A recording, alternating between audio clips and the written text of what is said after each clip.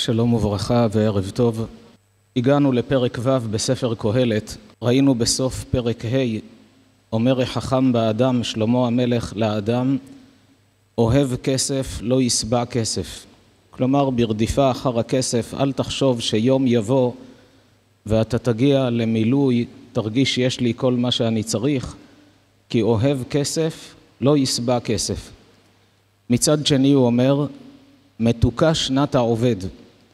אדם שעובד, מתפרנס, טוב לו עם מה שיש לו, שמח בחלקו, השינה שלו מתוקה. לא כמו אותם אנשים שמרבה נכסים, מרבה דאגה. המשיך ואמר שהריבוי של השפע שיש לעשיר לא מניח לו לישון. מהדאגות שלו, מהסבה שלו, אוכל יותר מדי. לא כמו שאנשים מצפים וחושבים שאם אהיה עשיר, אני אהיה מאושר ויהיה לי כל טוב שבעולם. את זה שלמה המלך מנפץ לחלוטין, ועם זאת הוא מסיים כדרכו של חכם שיודע לאזן את הדברים. הוא אומר, אל תחשוב שאני רואה את העושר כדבר שלילי לחלוטין, כי עם כסף אתה יכול לעשות הרבה דברים טובים. מה שאני מדבר, אל תרדוף אחרי הכסף הזה. אל תהיה בטוח שעם כסף אפשר לסדר את כל העניינים בחיים, לכן תהיה מאוזן. ובזה הוא סיים שם את פרק ה' ואמר, גם כל האדם אשר נתן לו האלוהים עושר ונכסים וישליטו לאכול ממנו ולשאת את חלקו ולשמוח בעמלו, זו מתת אלוהים היא. הוא אומר, יש מצב שאתה לא רודף אחר הכסף, אתה עושה את ההשתדלות שלך, אבל אם הקדוש ברוך הוא רוצה להעשיר אותך, יש לו הרבה דרכים איך להפוך אותך לעשיר. אז זה כבר מתנת אלוהים, זה מתנת שמיים שנותן לאדם להיות עשיר, אבל אתה מצדך תשאף שיהיה לך חיים סבירים, שיהיה מה לאכול, מה לשתות, איפה לישון, איך להתלבש, ולעסוק בתורה ולהתעלות ברוחניות, ואז האדם מגיע למצב של איזון בריא בחיים. בפרק ו', בתחילת פרק ו', מדבר שלמה המלך על עוד שני סוגים של עשירים, שבזה הוא גם רוצה להרגיע את האדם עם כל הלהט של הרדיפה אחר הכסף. מגיע למשפט שלפעמים, משפט מאוד חריף, שלפעמים עתיד להיות נפל מאשר להיות עשיר. כשיש נפל, כולם מרחמים עליו, על ההורים, נפל תינוק, אבל אומר שלמה, תדע לך, יש עושר שהוא כל כך לא טוב לאדם, עד כדי שהיה עדיף להיות נפל.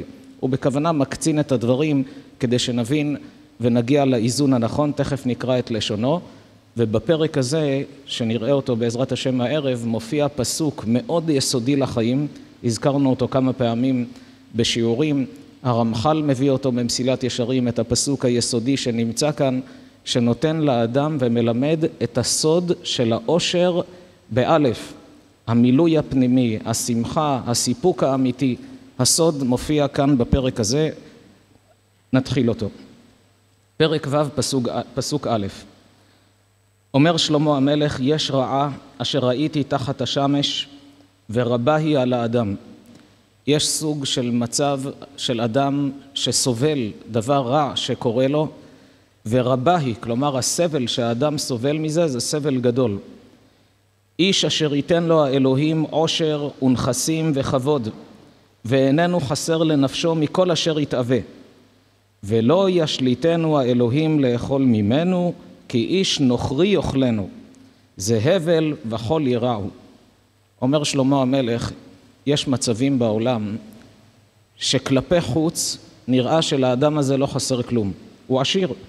איש אשר ייתן לו האלוהים עושר, כסף במזומנים, ונכסים, יש לו דירות, יש לו חנויות, רחובות, וכבוד, מה שאנשים רוצים יש לו, ואיננו חסר לנפשו מכל אשר יתאווה.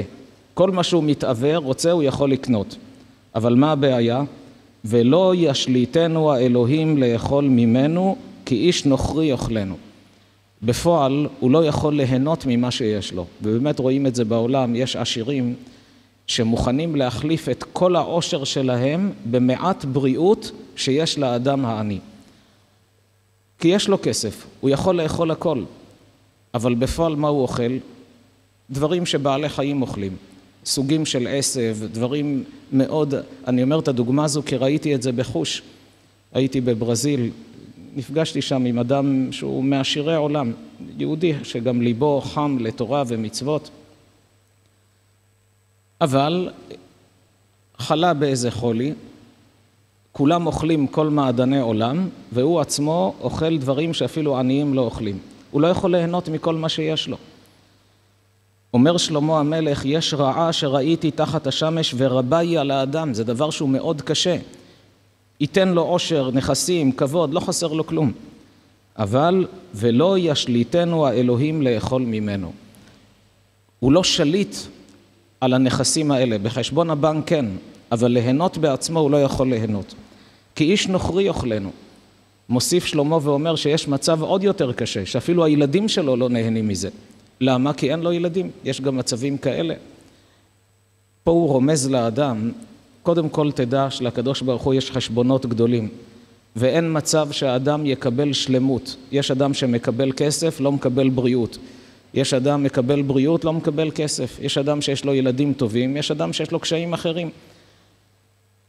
אז כל אדם ואדם, אומר שלמה, תהיה שמח במה שאלוקים נתן לך, אל תקנא באחרים, כי תדע שדבר אחד יכול לבוא על חשבון הדבר השני.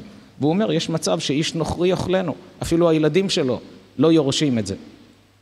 זה הבל וחול יראו. ממשיך שלמה ואומר, יש עוד סוג של עשיר. אם יוליד איש 100, קודם הוא דיבר על אדם שנפטר בלי ילדים ואיש נוכרי יאכלנו. אבל הוא אומר, תיקח עשיר מסוג אחר. אם יוליד איש 100 ילדים יש לו. מכובד, 100 ילדים זה מספר יפה. ושנים רבות יחיה. הוא בריא, אז הוא גם מאריך ימים, שנים רבות יחיה. ורב שיהיו ימי שניו. כלומר, באותם ימים של השנים שהוא חי, הוא נמצא במצב של שררה. בארמית, פירוש המילה רב זה שר, כמו שר הטבחים, התרגום מתרגם, רב טבחיה. פירוש המילה רב בארמית זה שר. אז הוא אומר, ורב שיהיו 2 ימיו. האדם הזה הוא שר, יש לו גם תפקיד בכיר. אבל מה הבעיה אצלו? ונפשו לא תשבע מן הטובה. האדם הזה הוא לא מרוצה ממה שיש לו. כלפי חוץ נראה שיש לו הכל. אבל אם הוא בפנימיות שלו לא מאושר, לא שמח בחלקו, מצד האמת, האדם הזה עני ואביון. גם אם כלפי חוץ הוא נראה מאוד עשיר. וגם קבורה לא הייתה לו. הוא אומר, האדם הזה שרודף כל החיים שלו אחרי כסף, אחרי כבוד, כי הוא לא מרוצה, גם קבורה הוא מתכוון, בלשון התנ"ך קבורה, לא הכוונה קבר רגיל. קבורה הכוונה קבורה מכובדת, שכשנפטר אנשים לא כיבדו אותו. קברו אותו, אבל בזלזול, כי האדם שהוא רודף כבוד, אנשים סולדים ממנו. הגמרא אומרת, מן די יהיר, אפילו האנשי ביתו לא מתקבל. אדם שהוא יהיר, שהוא גאוותן, אפילו אנשי ביתו בליבם בזים לו. כלפי חוץ אולי מראים לו, אבל בלב מרגישים ריחוק ממנו. רואים מה הוא מחפש כל החיים שלו, רק כבוד ושיגידו ותמיד מספר אני ואני ואני. מי אוהב אדם כזה שכל הזמן מספר על עצמו? אז הוא אומר, אדם כזה, שוב נקרא את זה, אם יוליד איש 100 ושנים רבות יחיה, ורב שיהיו ימי חייו, יש לו בעצם כבוד וגדולה וילדים, ונפשו לא תשבע מן הטובה, וגם קבורה לא הייתה לו, קבורה מכובדת כי אנשים מזלזלים בו, אמרתי, טוב ממנו הנפל. נפל כבר עדיף מהאדם הזה. למה? ממשיך ומסביר. כי בהבל בא, הנפל, בהבל בא ובחושך ילך. ברחם אמו, מי יודע בכלל שהוא הגיע לעולם, מי יודע שהוא נעלם. ובחושך שמו יחוסה. כשקוברים אותו, אף אחד לא זוכר אותו יותר, כי הוא נפל. גם שמש לא ראה ולא ידע. הוא לא יצא לאוויר העולם כדי שיראה שמש, הוא אפילו לא יודע שיש דבר כזה בעולם. נחת לזה מזה. יותר נחת יש לזה מאשר לזה.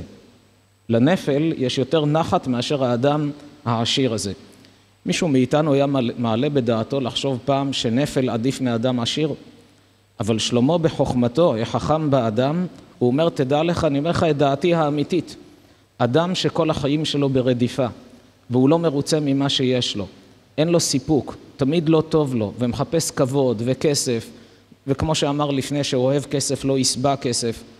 האדם הזה, שכל ימיו סביב תאוות, יצרים, כסף וכבוד, לא משקיע בתורה, במצוות, במעשים טובים, כבר היה עדיף נפל מאשר האדם הזה. והאמת, רואים במציאות, אדם שאין לו סיפוק ושמחה, אף על פי שכלפי העולם הוא נחשב עשיר, מצד האמת הוא לא עשיר. יש משנה בפרקי אבות, שמבבת ראשון נראית מאוד תמוהה. חז"ל מאוד דייקו בלשונם, והם אומרים בפרקי אבות, איזהו עשיר השמח בחלקו. אם אנחנו היינו מנסחים את המשנה הזו, היינו אומרים שהאדם שהוא שמח בחלקו הוא עשיר בעין או מאושר באלף. אדם שהוא שמח בחלקו הוא מאושר, הוא לא עשיר. עושר זה כסף. ידוע בעברית, מילים שיש להם משמעות גם בעין וגם באלף, אותה מילה, רק בעין ובאלף יש להם משמעות בעברית. תמיד כשאתה הופך את העין לאלף, המילה הופכת מגשמי לרוחני. האות עין ואלף הן מאוד קרובות בהגייה שלהם. בארצות המזרח, האות עין יותר עמוקה, והאות אלף היא יותר רכה. פה בארץ, בגלל שבאירופה גרו באזור שלא היו, עדות המזרח גרו בין ערבים, ואצל הערבים יש הבדל בין עין לבין אלף, אז גם השפה העברית שימרו אותה כמו השפה המקורית. יש עין, יש אלף ויש ה, 3 אותיות שונות. בארצות אירופה, בשפות האירופאיות אין הבדל בין האותיות האלה, אז היהודים שגרו באירופה הכל התערבב להם. גם כשקוראים קריאת שמע, שלפעמים יש הבדל במשמעות המילה, בין א' לבין עין לבין ה', אבל מחליפים מילים. זה דרך אגב נציין כמה חשוב שאפילו האדם שביום יום אין אצלו הבדל בין האותיות האלה, כשקורא קריאת שמע שיקפיד לומר את ההגייה הנכונה. שאם לא כן, הוא עלול לשבש מילים. למשל, אוכילה לאל, אכלה פניו. אכלה פניו, אומרים את זה בראש שנה וכיפור, אתה אוכילה לאל. אכלה פניו זה אתחנן לפניו. אבוא לפניו בתחינה, זה הפירוש אכלה פניו. אבל אם מחליפים את החטא בכף, אכלה פניו. מה זה אכלה? חס ושלום, כיליון. יש מילים שאם אתה אומר כך או כך, שינית את המשמעות מקצה לקצה. לכן לפחות בתפילה, בקריאת שמע, בעמידה, כמה שאפשר חשוב לומר את ההגייה הנכונה. על כל פנים בעברית ניקח מילים שיש להם משמעות בעין, כמו למשל אור בעין, תחליף באלף, אור. אור זה גשמי, כי האות עין היא מורגשת יותר, היא נשמעת יותר. האלף שהיא יותר רכה, יותר רוחנית, היא הופכת את המילה למשמעות רוחנית. כך גם אדם שעומד ואדם שעומד. עומד בעין, פיזית, בגוף הוא עומד. תחליף באלף, עומד זה עומדן הדעת, זה הופך להיות עניין מחשבתי. עפר ואפר. עפר זה העפר הכבד. אפר, שרפת עץ, הוא אוורירי כזה, כליל, הופך להיות אפר. יש הבדל בין עין לאלף מבחינת גשמי ורוחני. כך גם עושר ועושר. עושר בעין זה אדם שיש לו הרבה כסף. חומר, עניין חומרי, דבר מורגש. עושר זו תחושה פנימית, שאתה מאושר, טוב לך, בנשמה אתה מרגיש טוב, זה נקרא עושר. אז אם כך, איך אמרו חכמים, איזהו עשיר השמח בחלקו? היו צריכים לומר, איזהו מאושר השמח בחלקו, כי אדם שהוא עני, אין לו כסף, בפועל אין לו מזומנים, אבל הוא שמח בחלקו, טוב לו עם מה שיש לו. אתה יכול להגדיר אותו שהוא עשיר? הוא לא עשיר, הוא מאושר. אבל כשמעמיקים בדברי חז"ל, רואים כמה הם צדקו, כמו בכל עניין אחר, שמתבוננים בעומק, רואים עד כמה הצדק עמהם.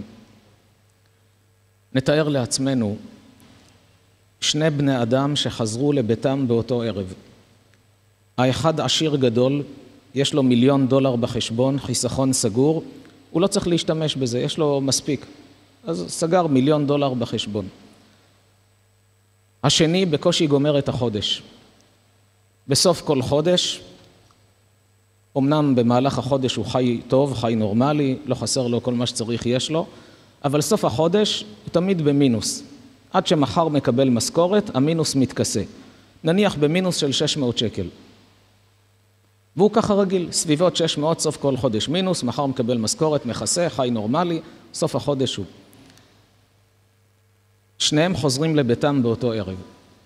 האדם עם $1,000,000 נכנס לביתו שר וזעף, עצוב ועצבני. אשתו שואלת אותו מה קרה? הוא מספר לה. הוא אומר לה, אני חוזר עכשיו מפגישת עסקים במגדלי עזריאלי, עם מיליארדר שהגיע מארצות הברית לסבב פגישות עסקים בארץ. וכל הדרך בחזור הביתה, אני רואה את הפרצוף שלו לנגד עיניי. את יודעת כמה כסף יש לבן אדם הזה? יש לו רשת של חנויות בגדים בכל העולם. יש לו בנקים. יש לו רכבות בהודו. מיליארדר. רק המטוס הפרטי שהוא בא איתו לארץ, בשבילו זה כמו צעצוע, המטוס לבד עולה $54 מיליון. ואני כזה מסכן, עני ואביון, רק $1,000,000 עלובים בחשבון. וכל הדרך אני חושב, איך אני מגיע לכסף שלו? תראי איך האדם הזה חי. כשאני רוצה לטוס לחול, צריך לעמוד בתור עם כל המסכנים האלה, והוא עולה למטוס, טס, כמה כסף יש לו. כל הדרך אני רק חושב איך אני מגיע ולא מוצא שיטה. אשתו אומרת לו, טוב, הכנתי ארוחת ערב, שב לאכול. הוא יושב, הוא לא מסוגל לאכול, מרוב דאגות. נכנס לישון, מתהפך במיטה מצד לצד עד 4 לפנות בוקר, לא נרדם. כל החודשים הקרובים הוא הולך עם פנים נפולות.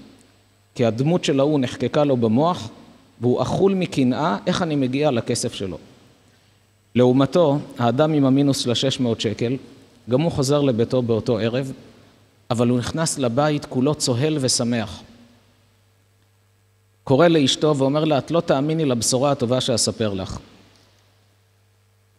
את יודעת שהמצב שלנו, ברוך השם, סביר, אבל סוף כל חודש מינוס. ואת יודעת למה המינוס הזה? כי אנחנו כבר עשרות שנים משלמים משכנתה על הדירה $1,200, וזה לוקח נתח נכבד, מתוך כמה אלפי שקלים, זה לוקח נתח נכבד, תמיד מינוס 600. היום בדקתי את מצב החשבון, את לא תאמיני. לא שמנו לב שבחודש הקודם שילמנו את התשלום האחרון של המשכנתה. והיום אני בודק את מצב החשבון, לא רק שאנחנו לא במינוס של 600, אנחנו ביתרה של 600. ולא רק החודש, זה יהיה מעכשיו כל חודש וחודש יתרה של $600. ואני כל הדרך מהבנק לבית חושב לעצמי, מה עושים כל חודש עם כל כך הרבה כסף מיותר? ברוך השם, חיים טוב. והחלטתי אחרי מחשבה ושיקול דעת מעמיק, שאת אישה נפלאה, זה בשבילך לבזבוזים. כל חודש תעשי עם זה מה שאת רוצה. אשתו מחייכת מאוזן לאוזן, אני לא מאמינה, $600 יתרה בשבילי, מה שאני רוצה ככה לבזבז. הוא אומר לה, את אישה נפלאה, תהני, תשמחי. שניהם מחייכים ושמחים שמחה גדולה. הוא אומר לה, עכשיו תכיני ארוחת ערב חגיגית, נחגוג את האירוע. והיא מיד מכינה חביתה חגיגית וסלט חגיגי, ויושבים ואוכלים ביחד ומאושרים, מדברים פשוטים הם נהנים. כל החודשים הקרובים, שניהם הולכים ופניהם קורנות מאושר. למה? יתרה של 600. עכשיו נשאל את עצמנו, לא מי המאושר, אלא מי העשיר האמיתי. האדם הזה עם $1,000,000 בחשבון, או הזוג עם $600? הזוג עם $600. אבל למה? יש להם פחות. איך אתה יכול להגדיר אותם עשירים? אבל התשובה פשוטה. עשיר בעין זה אדם שהוא רווי בכסף. מי קובע לאדם אם הוא רווי בכסף או שאין לו כסף? מי קובע? הוא עצמו בהסתכלות שלו. אם יש לו 1,000,000 והוא מרגיש אין לי, כי להוא יש מיליארד, חז"ל קוראים לאדם הזה בשם אביון. זה אדם שעובד לעוד, לא טוב לו עם מה שיש לו. אז הוא אביון, הוא מרגיש ריק, הוא מרגיש רע. אדם שיש לו יתרה של 600, והוא מרגיש יש לי הכל, הוא נקרא עשיר. לכן דייקו חכמים ולא אמרו איזהו מאושר השמח בחלקו, אלא איזהו עשיר. אם אתה שמח בחלקך, אתה יודע שאלוקים נתן לך מה שהכי טוב עבורך, אז אתה עשיר באמת, עשיר בעין. לכן אומר שלמה שגם אם יוליד איש 100 ושנים רבות יחיה, ורב שיהיו 2 ימי שניו, אבל אם נפשו לא תשבע מן הטובה, וגם קבורה לא הייתה לו שאנשים מזלזלים בו ולא מכבדים אותו אפילו במותו, אמרתי טוב ממנו הנפל. למה? כי בהבל בא ובחושך ילך ובחושך שמו יחוסה, אז הוא אומר, נכון, גם שמש לא ראה ולא ידע, אפילו לא ידע הנפל שיש שמש, אבל לפחות הוא לא אכל את הלב. נחת לזה מזה, יותר נחת יש לנפל מאשר האדם העשיר הזה. ואילו חיה 1000 שנים פעמיים, הוא אומר, אם הנפל הזה לא היה נופל בזמן ההיריון, היה חי 1000 שנים פעמיים, 2000 שנה הוא היה חי. הוא לקח בכוונה את המספר 1000, כי 1000 שנים זה המספר הכי גבוה שהוקצב לבן אדם לחיות בו. אדם הראשון, אחרי שאכל מעץ הדעת, אמר לו הקדוש ברוך הוא לפני, הזהיר אותו, אם תאכל, ביום אכולך ממנו מות תמות. מה זה ביום אכולך ממנו מות תמות? הרי הוא לא מת באותו יום, הוא חי 930 שנה. לפי פשט הדברים, ביום אכולך ממנו ייגזר עליך למות. זה פשט הדברים. אבל חז"ל אומרים במדרש, ביום אכולך ממנו מות תמות, באותו יום אתה תמות, אבל לא יום שלך, יום שלי. כמה זה יום של הקדוש ברוך הוא? יש פסוק בתהילים. כי 1000 שנים בעיניך כיום אתמול כי יעבור. אצל הקדוש ברוך הוא 1000 שנים שלנו נחשב כמו יום אחד. אז אמר לו, ביום אכולך, ביום 1000 שנים, יום שלי, ימות, יעזוב את העולם. באמת היה צריך למות בגיל 1000. למה מת בגיל 930? אומר הזוהר הקדוש, מופיע גם במדרש, שהאדם הראשון ראה את כל הדורות העתידים. אז המושג של זמן היה שונה מהיום, ראה את כל הדורות העתידיים, וראה שדוד המלך היה צריך להיות נפל. נשמה גבוהה יורדת לעולם וצריכה להיות נפל. אמר, אני נותן 70 שנה משלי לאדם הזה, כדי שהאור הגדול הזה יבוא לעולם. ובאמת דוד חי 70 שנה, מאותם 70 שתרם לו אדם הראשון. כך אומרים חז"ל. לכן כאן שלמה המלך נקט את המספר הכי גבוה שאדם קיבל, והוא אומר כפול מזה, ואילו חיה אותו נפל 1000 שנים פעמיים, וטובה לא רעה, אבל אם הוא לא היה רואה טוב, היה מרגיש רע כמו העשיר המסכן הזה, הלא אל מקום אחד הכל הולך. הרי בסוף העשיר, הנפל, כולם לאיפה הולכים? כולם מגיעים מתחת האפר. אז מה יצא לו לעשיר הזה שהוא חי חיים בלי תורה, בלי מצוות, בלי מעשים טובים, רק ברדיפה אחר הכסף ותאוות והנאות, אז כבר נפל היה עדיף, לפחות לא נכשל בעוונות. וכאן מגיע שלמה המלך לפסוק מרכזי, שהרמח"ל מצטט אותו בספר מסילת ישרים, פסוק שצריכים לקחת אותו ולזכור אותו בכל פעם שהאדם מרגיש לא טוב עם עצמו, חוסר שמחה, חוסר סיפוק, שיזכר בפסוק הזה שנותן כיוון איך להגיע למילוי, לשמחה ולסיפוק. ולמה בכלל אנשים לא מרגישים מסופקים? למה אפילו אדם שיש לו הכל, הוא לא מרגיש שהוא הגיע לסיפוק אמיתי? אומר שלמה המלך, קהלת פרק ו' פסוק ז', כל עמל האדם לפיהו, וגם הנפש לא תמלא. משפט קצר שיש בו עומק עצום. חז"ל במדרש הרחיבו והרמח"ל העריך עוד יותר. כל עמל האדם, כל מה שאתה עמל בגשמיות, תבדוק. כל מה שאתה עמל, כסף, הנאות, תאוות, למי זה מיועד? לגוף או לנשמה? כל עמל האדם לפיהו. הכל הולך רק לצורך הגוף. הפה זה שער הכניסה לגוף. אתה מתעייף, תורח כל החיים, וכל זה למי הולך? לצורך הגוף. ולמה אתה עושה את זה? כדי להרגיש טוב. אבל אומר שלמה תדע לך, וגם הנפש לא תמלא. כל מה שהכנסת לפה ונתת לגוף ליהנות, זה שייך לחלק החומרי. אושר באלף, שמחה וסיפוק, למי זה שייך? לגוף או לנשמה? זה שייך לנשמה. התחושה הטובה של האדם שייך לממד הרוחני שבאדם, לחלק של הנשמה. אומר שלמה, וגם הנפש, לא רק הנשמה שהיא גבוהה, גם הנפש היא נחשבת בהמית, הנפש היא יותר נמוכה. גם היא לא תגיע לסיפוק ולמילוי מהנאות העולם הזה. הרמח"ל מביא את דברי חז"ל במדרש שמסבירים את הדבר כך. משל למה הדבר דומה? אדם פשוט, עירוני, בן כפר, אדם פשוט. התמזל מזלו, נשא בת מלך. התחתן עם נסיכה. עם כל הכסף שיש לו, הוא כלום לידה. מה הוא כבר יכול לתת לה? אומרים חז"ל, אם יביא לה כל מה שבעולם, כלומר כל מה שהוא מסוגל לתת, אינם כלום לה. למה? שהיא בת מלך. מה הוא יאמר לה? אני אקנה לך בגדים יפים ב7,000 שקל.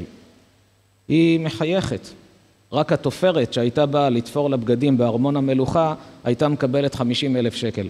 עוד לפני הבד ולפני כל הוא יגיד לה, אני אתן לך ארוחת צהריים חגיגית. היא באה מסתכלת, נו באמת זו ארוחת צהריים. היא הייתה רגילה ל1,000 סוגי בשרים ותפריטים ומעדנים. כמה שהוא ינסה לתת לה, אינם כלום לה, כי היא בת מלך. ממשיכים חז"ל ואומרים, כך היא הנשמה. אפילו אם ייתן לה האדם את כל הנאות העולם, כל התאוות, כל החומריות, אינם כלום לה. למה? לפי שהיא מן העליונים. הנשמה באה מלמעלה, היא רוחנית. אתה לא יכול לקחת רכב מפואר שעם כל הכבוד עשוי ממתכת ולומר לה, קחי אוכל. הנשמה אומרת לו, זה לא ברובד שלי בכלל. אני רוחנית, מה יש לי לעשות עם זה? במילים אחרות אומר שלמה המלך לאדם כך. אתה צריך דירה, תשתדל שתהיה לך דירה. אתה צריך רכב, שיהיה לך רכב. אתה רוצה לאכול, תאכל. אתה חי בעולם, שיהיה לך הכל. אבל אל תחשוב בטעות שזה מה שייתן לך סיפוק. אם אתה רוצה סיפוק, תן לנשמה את המזון הרוחני שלה. כי סיפוק זה עניין רוחני. עושר זה עניין רוחני. עושר באלף זה עניין רוחני. אתה לא יכול להשתמש בגשמיות כמזון ליצור שהוא רוחני. ויש לך נשמה רוחנית. אז נכון, יש לך גוף. והגוף צריך גם. אז תן לו את מה שהוא צריך. אבל זה לא יהפוך אותך למאושר. וזה ההסבר בעומק למה שאמרו חכמים. אין אדם מת וחצי תאוותו בידו. אדם מגיע ליום המוות, אפילו חצי ממה שהוא רצה הוא לא משיג. אבל למה? הוא כן משיג. הנה הוא השתדל, כבש את הפסגה, יש לו. אומרים חז"ל, האדם הזה כשיש לו מנה 100, רוצה 200. יש לו 200, רוצה 400. אבל כשהיה לך 100, רצית 200, התאמצת, יש לך 200, תשמח בזה. הוא לא מגיע לסיפוק, הוא עכשיו רוצה 400. יש לו 400, הוא ירצה כפול. וכל אדם יכול להכיר את עצמו, כל החיים זה אצל כולנו, כל אדם ואדם. בגשמיות זה עובד בצורה כזאת. לא טוב לאדם בתוכו, מציב יעד, הוא אומר, אם אני משיג את זה, אני אהיה מאושר. מתאמץ הרבה, כובש את הפסגה, יש לו, הוא שמח יום, יומיים, שבוע, שבועיים, מתרגל, משעמם אותו. עכשיו פסגה חדשה. מהגיל הקטן, שילד רצה מסעית אדומה למשל, אחרי שהשיג אותה, היא הפכה להיות משעממת, ואחר כך הוא רוצה את הרישיון, ואחרי זה רכב, ואחרי זה להתחתן, אבל כל הזמן יש לו יעדים חדשים. אף פעם לא מגיע למצב שהוא אומר, יש לי, השגתי את מה שאני רוצה, אני מאושר. גם בנכסים, יש לו דירות, יש לו בתים, יש לו כסף, תמיד הוא רוצה כפול, רוצה להעשיר את עצמו עוד יותר. מאיפה זה נובע? למה שהאדם לא יגיע לסיפוק? אומר שלמה המלך ההסבר פשוט, הנפש לא תמלא. הנפש הרוחנית, אתה יכול לבלבל אותה, לטשטש אותה ליום, יומיים, שבוע, שבועיים. אבל ברגע שהיא מגלה שעבדת עליה, אתה לא יכול יותר לעבוד עליה כמו בפעם הקודמת. לכן כשיש לו 100 רוצה 200, חסר לו רק 100, כי הוא אומר, 100 יספקו אותי. אבל אחרי שהנשמה קלטה, כשיש 200, שה100 לא סיפק אותה, אתה לא יכול להגיד לה, תקבלי עוד 100, תהיי מאושרת. היא אומרת, את זה כבר אני מכירה, אתה עובד עליי. אומר לה, טוב, אז תקבלי כפול. טוב, היא אומרת, אולי זה טוב. לכן כשיש לו 200 רוצה 400, כשיש לו 400 הוא רוצה כפול. כי אתה לא יכול לתת את אותה מנה. זה גם מסביר את אותם שמתחילים עם קצת אלכוהול. אומר, קצת להרגיש טוב עם עצמי. מתרגל לזה, זה כבר לא מספק אותו. הוא מגדיל את המינון. מתרגל גם לזה, מגדיל את המינון עוד יותר. כך גם בעישון. כל דבר ודבר, הנפש לא תמלא, אתה יכול לעבוד עליה. אבל כמו שעכשיו אתה מרגיש לא טוב, גם אם תיקח את המנה הזו, אתה תרגיש שוב לא טוב. רק תשתשת את עצמך לזמן קצר, בלבלת את עצמך לזמן קצר. אז מה עושים? כך נגזר עלינו כל החיים רק לחיות ברדיפה בלי מילוי. כשהאדם נותן לנפש, כשהוא יודע קודם כל מה הבעיה? הבעיה שיש כאן מזון חומרי לנפש רוחנית. ממילא הוא מבין את הפתרון. מה הפתרון? לתת מזון רוחני לנפש רוחנית. וכשהאדם נותן לעצמו מזון רוחני, הנשמה הופכת להיות מאושרת, שמחה. גם ברוחניות האדם רוצה עוד, אבל יש הבדל. בגשמיות הוא מרגיש שמה שהיה עד היום היה שטויות. לא, זה אפס, חבל על הזמן, סתם בזבזתי. ברוחניות הוא מאושר ממה שהוא השיג עד היום, רק הוא אומר אני רוצה עוד, אבל טוב לו עם עצמו, כי הוא יודע שהוא רכש קניין רוחני, שהנשמה קיבלה את המזון שלה. מה זה בעצם מזון רוחני? נתרגם את הדברים לשפת המעשה. מה זה מזון רוחני לנשמה? ביהדות ידוע יש 3 דברים שהם מזון רוחני לנשמה, ואדם שמספק אותם לעצמו, הוא הופך להיות אדם מאושר, ורואים את זה. רואים אנשים שמקפידים על 3 הדברים האלה, העיניים שהיו כבויות מקבלות ברק. האדם הזה שהיה כל הזמן כזה בלי מצב רוח, עצבני על כולם, מתמלא שמחת חיים, נעשה מאושר. פתאום יש לו בשביל מה לחיות, יש לו בשביל מה לקום בבוקר. טוב לו עם עצמו. 3 הדברים האלה, האחד, נאמר קודם את 3 ואחר כך נסביר איך זה עובד, למה זה באמת תורם לנשמה. האחד זה לימוד תורה, השני אלה המצוות שבתורה, והשלישי עבודת המידות. 3 הדברים האלה הם מזון לנשמה. כשהאדם קובע עיתים לתורה, שומע שיעורי תורה, יש אנשים אין להם הרבה זמן כי הפרנסה מחייבת, אבל בדרכים, פעם היו שומעים רדיו, עכשיו שומעים דברי תורה. אישה בבית עובדת, ברקע מתנגן דברי תורה. כל פעילות עם שאיפה לנצל כל רגע לתורה, רואים שהאדם הזה הופך להיות מאושר. אבל בואו ניכנס לעומק איך זה עובד. למה אם האדם הזה לומד פיזיקה, מתמטיקה, הנדסה, עריכת דין, משפטים, הוא נהיה יותר מלומד. אבל הוא לא הופך להיות אדם מאושר, אדם רגוע, אדם שלב. בתורה זה אחרת. הוא מרגיש אחרת. מה הסוד של התורה? כותב הרמח"ל בספר דרך השם. יש השפעות שונות שהקדוש ברוך הוא מוריד לעולם. סוגים שונים של שפע רוחני שהקדוש ברוך הוא מוריד לעולם. אבל ישנה השפעה אחת שהיא נעלית מכל ההשפעות האחרות, וכאן הוא אומר משפט גבוה, שהיא מעין אמיתת מציאותו יתברך. היא מעין האמת של המציאות האלוקית. כאילו שהקדוש ברוך הוא לקח את עצמו, והוא הוריד חלק ממנו כביכול על דרך המשל, הוריד שפע לעולם. ואת השפע הזה הוא הכניס בתוך המילים של התורה. כך שכאשר האדם הוגה בדברי תורה, הוא מתחבר לצינור הזה, מזרים לתוך הנשמה את האור האלוקי בכבודו ובעצמו. וכשיש לאדם אלוקות בתוכו, הוא הופך להיות אדם שמח. כל נשמה היא גבוהה, כל נשמה היא רוחנית. יש גם בדרגות האלה, יש דרגות, אבל כל נשמה היא רוחנית.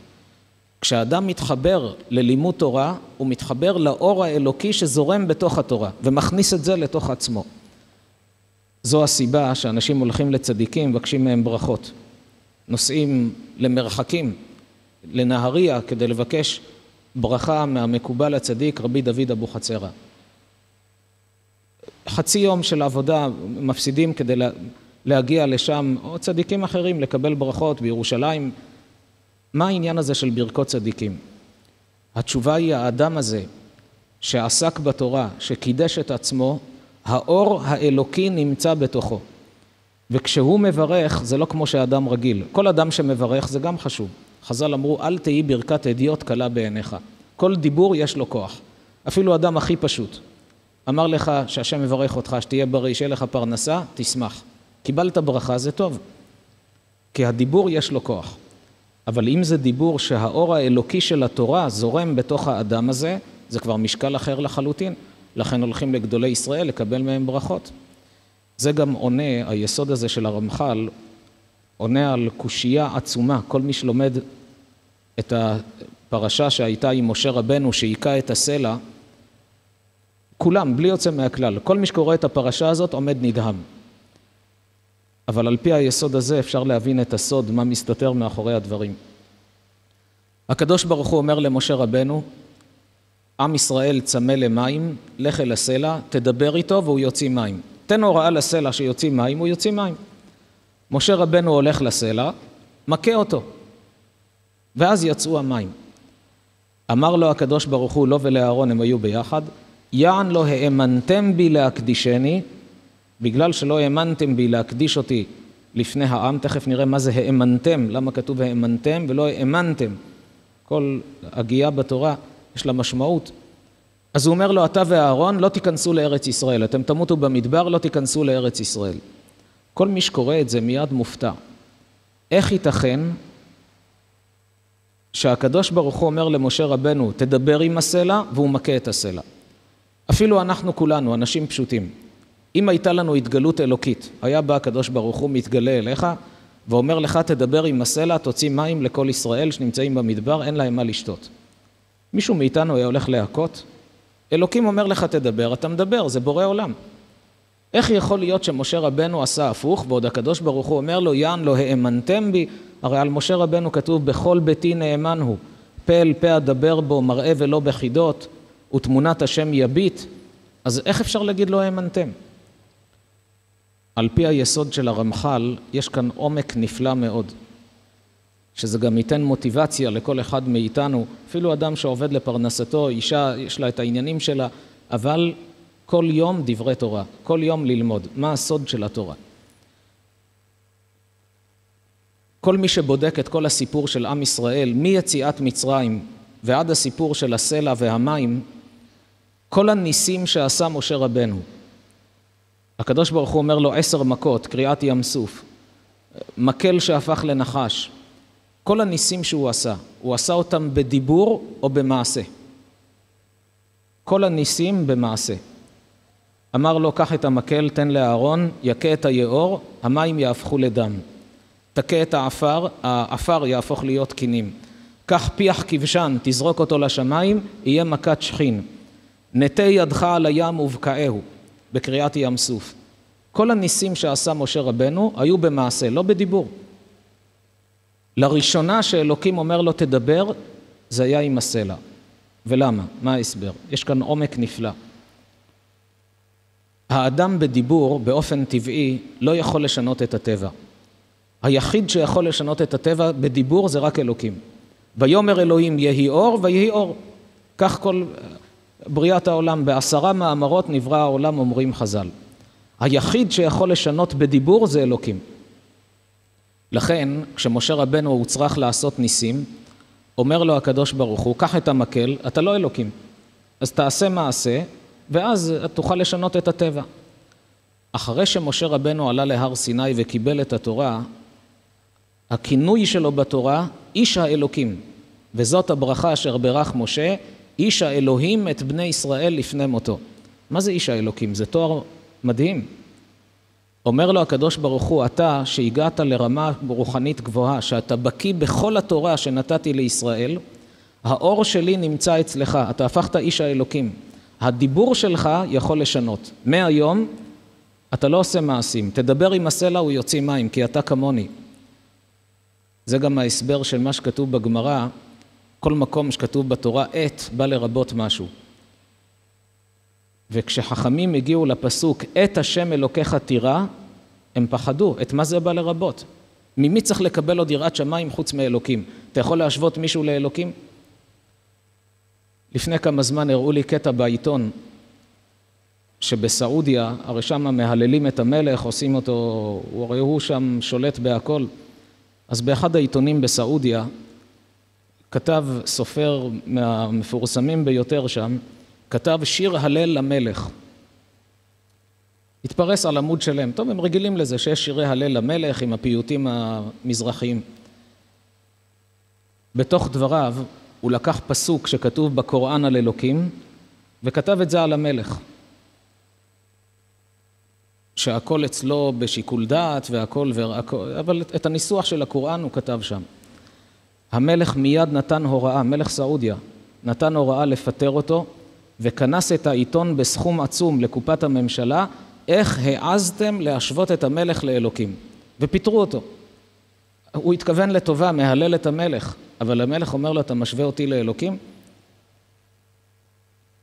חז"ל אומרים שכשחכמי ישראל הגיעו לעת השם אלוקיך תירא, הם פחדו, מה זה בא לרבות? כבד את אביך, העת, יכל להגיד כבד אביך ואימך. המילה עת באה לרבות, את אחיך הגדול, כל מקום שיש עת בא לרבות עוד משהו. בראשית ברא אלוקים את השמיים ואת הארץ, יכל לומר ברא אלוקים שמיים וארץ. את בא לרבות, שברא מראש את השמיים עם כל מה שעתיד להיות בהם, את הארץ עם כל מה שעתיד להיות, הכל היה בפוטנציאל, כמו עובר שהכל נמצא, רק אתה לא רואה. ועוד הרבה מקומות כאלה ישנם. על קין והבל כתוב שילדה את קין לרבות אחות תאומה. הרי הם נולדו רק בנים, איפה בנות? אז בתורה לא כתוב בפירוש, אבל המילה את באה לרבות שנולדה תאומה עם קין, ובהבל כתוב פעמיים את אחיו, את הבל, שתי תאומות. כלומר, שתי בנות נולדו ביחד עם הבל, שלישייה היו. אבל כאן מה אפשר לרבות? את השם אלוקיך תירא, את מי אפשר לרבות? עד שבא רבי עקיבא ואמר, את השם אלוקיך תירא לרבות תלמידי חכמים. ורבי עקיבא איך העז לומר דבר כזה? לקחת אדם להשוות אותו לאלוקים? שצריך שיראה יראת כבוד כמו מאלוקים? התשובה היא, רבי עקיבא אמר, רואה מקובל גדול, רבו של רבי שמעון בר יוחאי, אמר אדם שעוסק בתורה, האור האלוקי זורם בתוכו, הוא נהיה איש האלוקים. אז כשאתה מכבד אותו, אתה מכבד את אלוקים בעצם, כי כל הכבוד שהוא מקבל זה לא בזכות עצמו. מה הוא? הוא גוף כמוך בדיוק, אבל התורה שבו, הרוחניות שבו. עכשיו נבין מה הייתה התביעה על משה רבנו. אומר הקדוש ברוך הוא למשה רבנו, אני אמרתי לך לדבר עם הסלע, כי אתה הפכת להיות כמוני. אתה בדיבור יכול לשנות את המציאות. אבל משה רבנו כתוב, והאיש משה ענב מאוד מכל האדם אשר על פני האדמה. בענבה שלו אומר, אני אלוקים. אני הייתי אדם פשוט, ממשיך להיות אדם פשוט, כביכול. כמו שעד היום עשיתי מופתים רק על ידי מעשה, אני ממשיך רק על ידי מעשה. הלך חיכה את הסלע. אף על פי שהוא ידע, אם אני אדבר יצא, אבל אני לא יכול להשוות את עצמי לאלוקים. רק הוא בדיבור יכול לעשות, לא אני. אמר לו הקדוש ברוך הוא, נכון שעשית את זה מתוך כוונה טובה, מתוך הענווה שבך, אבל יען לא האמנתם בי להקדישני. לא כתוב לו האמנתם, האמנתם זה אתם. האמנתם את האחרים. אתם ודאי האמנתם, אבל לא האמנתם את עם ישראל להקדישני בעיניהם. כי אם הם היו רואים שאחרי שלמדת תורה אתה מדבר ויוצא מים, היה קידוש השם, היו רואים מה זה לימוד תורה. אדם לומד תורה נהיה דומה לאלוקים. כל ישראל היו נמשכים ללמוד תורה. לכן אתה ואהרון לא תביאו את העם אל ארץ ישראל. אבל רואים מכאן מה המשמעות של אדם שעוסק בתורה. וזה לא רק גדולי ישראל. כל יהודי ויהודי קובע עיתים לתורה כל יום, יש לו את הזמן של הלימוד תורה, משתדל כמה שיותר, צריך לדעת, הדיבור שלו מקבל כוח אחר. ליל שבת מברך את הילדים, שאגב חשוב שבכל בית ינהיגו את המנהג הזה. יש הרבה בתים ששכחו מזה, בדור הקודם כולם כך היו. ערב שבת האבא חוזר מבית הכנסת, יש כאלה נוהגים לפני הקידוש, יש נוהגים לאחר הקידוש, מניח את היד על הראש של הילדים, אפשר, אם הוא לא יודע את הנוסח, בעל פה יפתח את הסידור, ישמך אלוהים כאפרים וכמנשה, יברכך השם וישמרך, עם שם השם, אומר, מברך אותו, כמה זה חשוב, ואחר כך הילד מנשק את היד של אביו, משם הולך לאמו, מנשק את היד של אמו, מגיל קטן חשוב להרגיל את הילדים, הבן איש חי כותב, כמה שפע מביא האדם לעצמו, אם הוא מנשק את הידיים של אמו בערב שבת. האמא היא בחינת השכינה הקדושה, השבת היא בחינת השכינה, ספירת מלכות, כמה שפע יש בזה. אז האבא מברך את הילדים, מנשקים את ידו, אחר כך הולכים לאמא, מנשקים את ידה. יש כאלה מרגישים שזה לא מספיק מודרני, למה נהיינו דור יותר מדי עם עזות כזאת, כאילו שההורים הם הקטנים והילדים הם האדונים של העולם. צריך מהגיל הקטן. ובית שלא נהגו בזה, כשהילד גדל, יש פה ברוך השם חבר'ה צעירים, בחורים, בחורות, אתה מעצמך, ערב שבת, תיגש לאמא, תנשק לה את היד. תסתכל עליך בהלם, מה קרה לך? תגיד לה, אני עושה מה שהבן איש חי אומר. ערב שבת צריך לנשק את הידיים של האמא. והאבא תבקש ממנו, אבא תברך אותי. תגיד, יברך השם וישמרך. אפילו יגיד את הפסוק הזה, זה כבר טוב, ותנשק לו את היד. זה דבר גדול, שפע גדול שיש לאדם. על כל פנים, אבא שגם לומד תורה, כשמברך את הילדים, לדיבור שלו יש כוח אחר. אתה הולך ברחוב ואומר למישהו תהיה בריא, המשקל של הדיבור שלך הוא אחר. אמרו לך פלוני חלה, מאושפז, בית חולים, לפני ניתוח, תתפלל עליו. אם אתה אדם שכל יום קובע עיתים לתורה, לתפילה שלך יש כוח אחר. וזה לא משנה לעניין זה איש, אישה, כל אדם שעוסק בתורה, מתקדש, האור האלוקי נכנס לתוך אותו אדם. אז זה בעצם המסלול הראשון שהוא כן ממלא את הנפש. אומר שלמה המלך, וגם הנפש לא תמלא. ממה? מה שהוא דיבר בתחילת הפסוק. כל עמל האדם לפיהו. מה שאתה עמל בשביל הפה שלך, זה לא ימלא את הנפש. אבל מה שאתה עמל ברוחניות, זה נותן מזון לנשמה. אז זה דבר אחד. הדבר השני, שהוא גם נותן מזון לנשמה, אפילו לנפש, שהיא יותר גשמית, היא רוחנית, אבל היא קשורה יותר לגשמיות, אלה המצוות עצמם. מה יש במצוות? אומר הזוהר הקדוש פרשת וישלח, שגוף האדם יש בו רמ"ח איברים ושסה גידים, רמ"ח 248, שסה 365 גידים. למה? למה הגוף עשוי כך? שזה בעצם מתאים לנשמה. הנשמה גם יש בה רמ"ח איברים ושסה גידים. כשהנשמה נכנסה לתוך האפר שברא הקדוש ברוך הוא, האפר קיבל את הצורה של הנשמה, עם כל הרמ"ח איברים ושסה גידים, לכן כל הפלא של גוף האדם נובע בעצם מהפלא שבנשמת האדם. אבל אומר הזוהר, למה יש לנו בגוף ובנשמה רמ"ח איברים ושסה גידים? כי בתורה יש רמ"ח מצוות עשה ושסה מצוות לא תעשה. יש בתורה 248 מצוות עשה. מה זה עשה? תן צדקה. מצוות עשה. תניח תפילין, שזה בגברים. קידוש, גם בגברים, גם בנשים. קידוש בערב שבת, ערב יום טוב. הבדלה, זה מצוות עשה מהתורה. לא הרבה שמים לב, יש הרבה שעושים קידוש בערב שבת, אבל לא עושים הבדלה מוצאי שבת. צריכים לדעת, זה אותה דרגה. לומדים מהפסוק, זכור את יום השבת לקדשו, תזכיר אותו בכניסתו וביציאתו. בכניסתו בקידוש, ביציאתו בהבדלה. כמו מלכה, שמלווה מלכה, מלווים אותה כשהיא נפרדת מאיתנו. ויש מצוות לא תעשה. לא תאכל כל נבלה. לא תשחית פאת זקניך, אסור להתגלח בסכין. זה לא תעשה. לא תעשה מלאכה ביום השבת. אז הגוף והנשמה בעצם עשויים על פי המבנה של התורה, שיש בה רמ"ח מצוות עשה ושסה מצוות לא תעשה. כל מצווה שהאדם עושה, מיד אותו חלק בנשמה שמכוון כנגד אותה מצווה, מקבל אור גדול. וממילא גם הגוף מבריא יותר. אדם למשל שיש לו בעיה ביד, שידקדק יותר בתפילין, שישלח את התפילין שלו לבדיקה. כי אם יש לו בעיה ביד הגשמית, זה אומר שיש פגם ביד הרוחנית. והיד הרוחנית הזאת, מה היא צריכה? היא צריכה מזון רוחני. אז תפילין ששייכת ליד, תקפיד על זה. אישה מרגישה שיש לה בעיה, האצבעות שלה לא פעילות כל כך. אני אומר, מתוך מעשים שהיו. מה העצה לתת לה? תכיני כל יום שישי בצק, תקיימי מצוות הפרשת חלה. תפעילי את האצבעות שלך, זה לא רק בשביל ההתעמלות. התעמלות אפשר לעשות בדרכים אחרות. אבל באצבעות את עושה בעצם פעילות של מצווה. אז זה תיקון. אדם יש לו בעיה של בעיית בריאות בפה, שיראה איך לתקן את העניין של שמירת הלשון, של דברי תורה. יש לו בעיה בעיניים, יקפיד יותר על שמירת העיניים, יראה צדיקים, והיו עיניך רואות את מורך.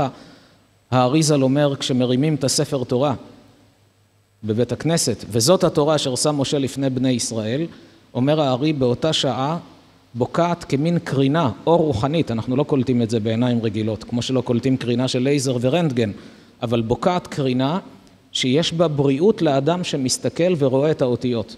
לכן כשמרימים את הספר תורה וזאת התורה, כדאי להיות קרובים באופן שהעין יכולה לקרוא את האותיות. גם אישה בעזרת נשים, תשתדל להתקרב איפה שאפשר, שמשם היא יכולה לראות את האותיות של הספר תורה, כשמרימים ואומרים וזאת התורה אשר שם משה לפני בני ישראל. כל דבר בגוף יש לו את הממד הרוחני. לכן המצוות עצמם הם בריאות לגוף ומזון לנשמה. אז מה שאומר פה וגם הנפש לא תמלא, זה מכל עמל האדם לפיהו, מהגשמיות. אבל מהרוחניות האדם נותן מזון לנשמה. כך גם במצוות לא תעשה. היה לו ניסיון, נכנס לאינטרנט לראות חדשות, פתאום מתחשק לו להיכנס לאתר בעייתי. והוא מתגבר על עצמו, כתוב בתורה, ולא תטורו אחרי לבבכם ואחרי עיניכם. אסור, אז אני לא נותן לעצמי להיכנס, אבל יש לו מאבק, אבל זה לאו דאורייתא, כמו לאכול חזיר. מתגבר על עצמו, לא נכנס לשם, נתן תיקון בנשמתו, במה ששייך לאותו לאו. כמה חשוב שכל אדם מראש יגדור את עצמו, שלא יהיה לו בשום אופן אינטרנט שעלול להיכנס למקומות פרוצים. כי אפילו שהוא לא רוצה להיכנס, ברגע של רפיון, עלול למצוא את עצמו במחוזות שהוא לא רוצה להגיע אליהם. אז מראש האדם צריך חכם עיניו בראשו, לעשות חסימה, שגם אם הוא ירצה הוא לא יכול להיכנס. ככה תמיד יהיה איתן, ועשו סייג לתורה, יגדור את עצמו שלא להיכשל. הדבר השלישי שהוא מזון לנשמה, זו עבודת המידות. אדם שעובד על המידות, יגלה שהוא הופך להיות אדם מאושר, אדם שמח, אדם שיש לו סיפוק. נתאר לעצמנו אדם כעסן. 30 שנה הוא טיפוס עצבני. רק אומרים משהו, קרה משהו שלא מצא חן בעיניו, הוא מתלהט ומשתולל. אבל עכשיו ברוך השם מתחיל להתחזק, הולך לשיעורי תורה, אומר לעצמו, מה שתמיד אמרתי שיקבלו אותי כמו שאני, זו טעות, אני צריך להשתנות, צריך לתקן את עצמי. למה אשתי צריכה לסבול? למה הילדים צריכה לסבול? צועק על ההורים, על החברים. צריך להיות אדם רגוע, מתחיל לעבוד על המידות. קורא ספרי מוסר, שומע עצות, מתגבר, נופל, גם נופל, אין מה לעשות, אדם לא נהיה מלאך ביום. מנסה, קם, עולה, נופל, עד שבסופו של דבר מתייצב. שולט בעצמו, לקח את כל העצות, כל התרגילים, בספר מפתחות לחיים הבאנו הרבה עצות לעניין הזה, איך להתגבר על מידת הכעס. אחרי כמה שנים של עבודה, אני אומר שנים, כי זה לא עבודה של שבועות, חודש, חודשיים. שנים של עבודה, הוא מגיע למצב שאמרו לו משפט, או שקרה משהו שלא מוצא חן בעיניו, והוא יודע, לפני כמה שנים, על משפט כזה הייתי משתולל. הייתי יוצא מהכלים. ועכשיו אני רגוע, מחייך, מדבר בנחת, שליטה עצמית. כמה האדם הזה נעשה מאושר, כמה האדם הזה נעשה שמח. זה מזון רוחני, כי הוא נתן אוכל לנשמה. עבודת המידות זה דבר שנוגע לנשמת האדם. ויש עצות נפלאות, עצות של התבוננות, של מחשבה, אסור לאדם לאבד תקווה, אני לא מסוגל, אני לא יכול, זה אני וגמרנו. יש עצות שאדם יכול לקחת אותם לעצמו. יש גם סיפורים יפים שאפשר להפיק מהם הרבה מוסר השכל. נספר סיפור אחד שיש בו מוסר השכל על מידת הכעס. היה יהודי אחד פה בארץ, הסתבך עם חובות, חייב כסף להמון אנשים, עובד לפרנסתו, אבל שקע בחובות, הוא רואה שההכנסות שלו אף פעם לא יוכלו לחסות, ואנשים מנדנדים, וזה לא פשוט. שלמה המלך אמר, עבד לווה לאיש מלווה. אדם שהוא לווה כסף נהיה כמו עבד של השני, וכל טלפון לחץ. אמרו לו המכרים שלו, הרי גם אם תעבוד 10 שנים לא תוכל להחזיר את כל הכסף הזה. כמה שלא נעים, תאסוף צדקה. תיגש לאנשים עשירים שיעזרו לך. למי אני אגש? אמרו לו, בניו יורק יש הרבה יהודים עשירים, שיש להם כל שבוע שעות של קבלת קהל, ותלך אליהם, כל אחד ייתן לך איזה סכום, תחזור אחרי חודשיים, תוכל להחזיר לפחות חצי או רוב החובות. איך אגיע לעשירים האלה? מאיפה אני מכיר אותם? אמרו לו, יש בארצות הברית, יש אנשים שמתפרנסים ממקצוע שנקרא דרייבר. זה נהג שהוא מכיר את הבתים של כל העשירים, והוא יודע כל אחד מהם שעות קבלת קהל שלו. יש לו גם פנקס כזה, כמו חוברת כזו קטנה. כל הפרטים על כל העשירים, הכל כתוב שם. ואתה משלם לו, והוא מסיע אותך, מחכה בחוץ, אתה יוצא עם הצ'ק, לוקח אותך לעשיר השני, ואתה משלם לו. זה הפרנסה. יש בארצות הברית אנשים כאלה שזו הפרנסה שלהם. זה גם חסד לאותם שבאים מהארץ, באמת איך יגיעו לכל רק לערוך רשימות ייקח להם הרבה זמן. אז הם עושים חסד וגם מתפרנסים. נתנו לו טלפון של אחד הדרייברים שם, צלצל אליו, סיכם איתו, הגיע לשם, באמת עשה איתו מסע, עובר מעשיר לעשיר, לאט לאט צובר כסף. זה נותן לו $100, זה $500, זה $700. והנה הגיע לביתו של עשיר אחד בשעת ערב, זה שעות קבלת הקהל שלו. נכנס, הוא מקבל אותו יפה, שב, בבקשה, והוא מספר לו, שקעתי בחובות, יש לי בעיות כאלה, אנשים כבר לוחצים אותי, דוחקים, בכסף שלי אני לא יכול להחזיר להם, יש לי פה המלצות, הנה מרבנים, תעזור לי. האדם הזה שמע את הדברים, התאדם כולו, בעל הבית, תמלא כעס, והתחיל לצעוק עליו. תגיד לי, אתה עושה שטויות ואני צריך לשלם לך כסף? לך תעבוד גם בלילות, מה זה צריך להיות? וצועק ושופך עליו אש וגופרית, ולא נרגע.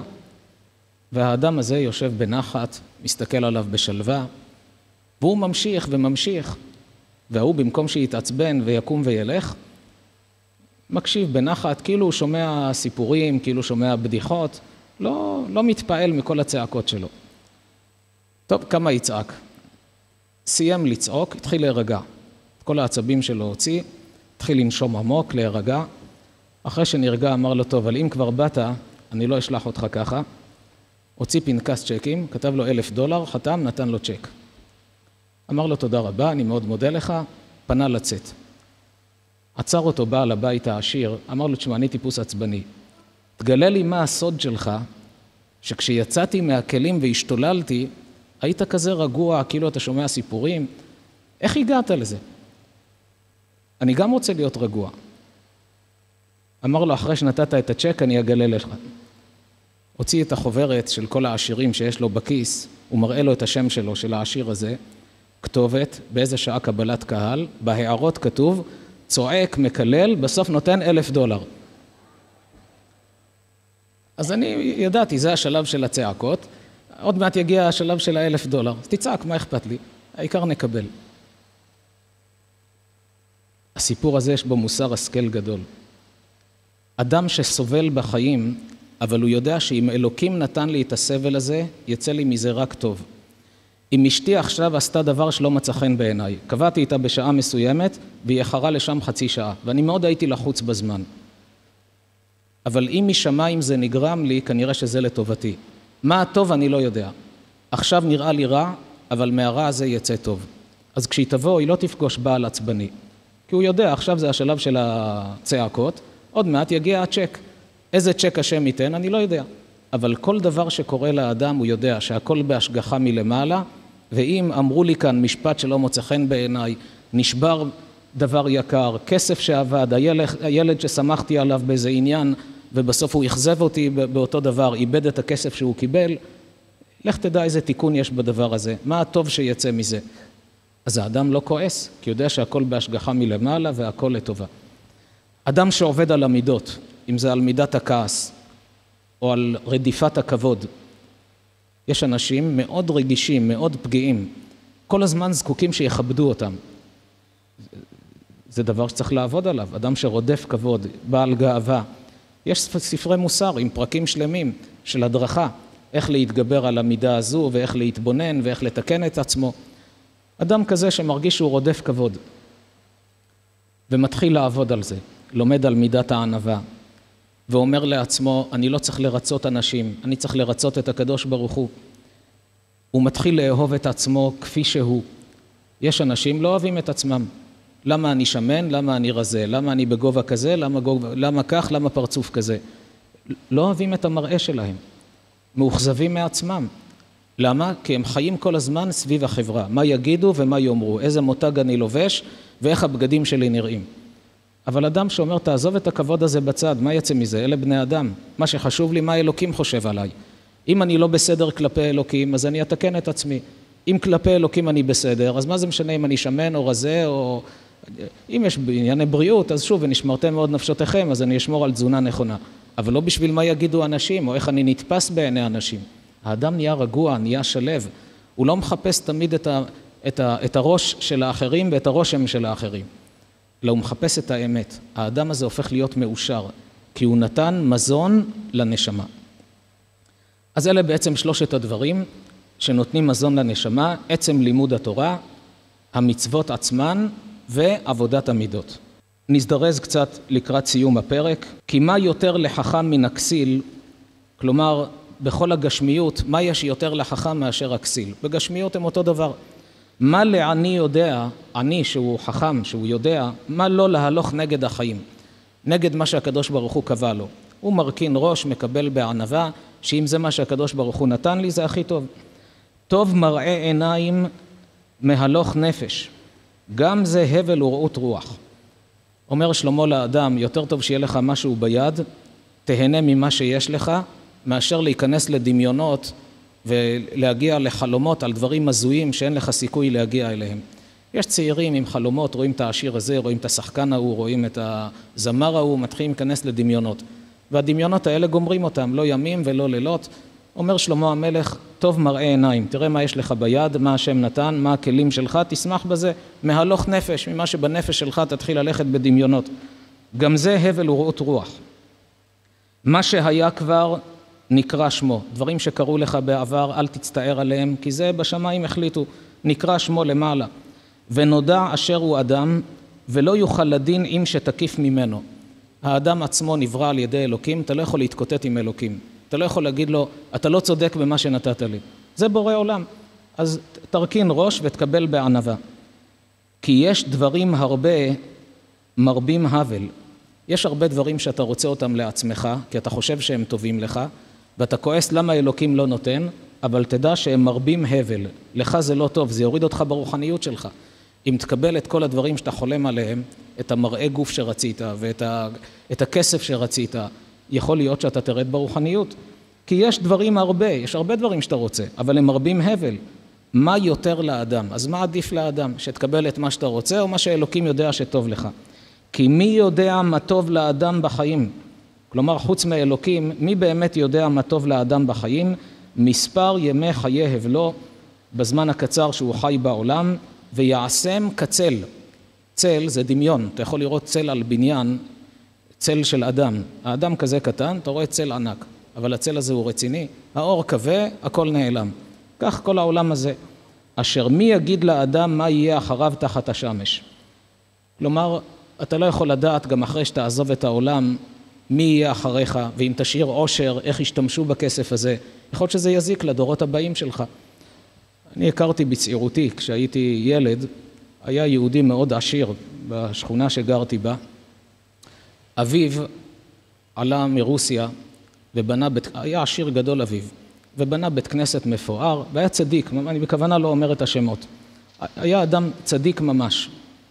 בנו כבר לא למד תורה כמו אביו, ירש ירושה גדולה של כסף, אז שקע כולו בעסקים, אבל היה מתפלל כל יום, בא לבית כנסת, אבל כל כולו שקוע בעסקים.